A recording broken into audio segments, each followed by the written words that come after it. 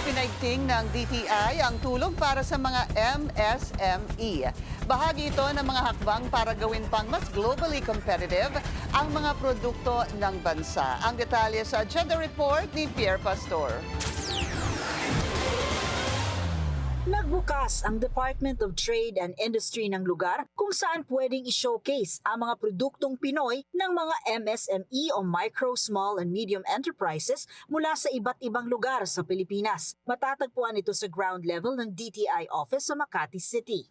Today is special as we are not simply opening a retail store, we are opening a place of opportunity, a place where MSMEs can showcase their best.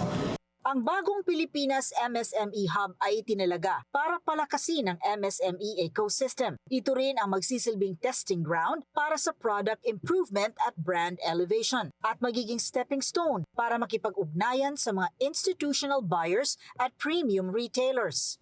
Kasi sometimes kailangan lang talaga sila magbigyan ng pagkakataon para ma-showcase yung produkto nila, and sometimes this is also the place where they can meet buyers that can actually change their lives. Whether in the provinces or in Metro Manila, for you to showcase your products for free po. Ang 300 square hub ay may curated sections na may lugar para sa apparel, accessories, home decor, artworks, halal-certified foods, coconut innovation at specialty food products. Napapalit-palitan ang tema o layout ng hub sa loob ng isang taon, depende sa mga rehiyon o produktong ipapakita. Nasa loob din ng hub mismo ang Auro Cafe, isang homegrown Filipino brand na nag-o-offer ng locally inspired food and beverages mula sa local farming communities, gaya ng kakao. We're also one of the major producers of chocolate. Ang DTI MSME Hub ay kaakibat din ng Tatak Pinoy Strategy, pagpapalakas ng abilidad ng mga Pilipino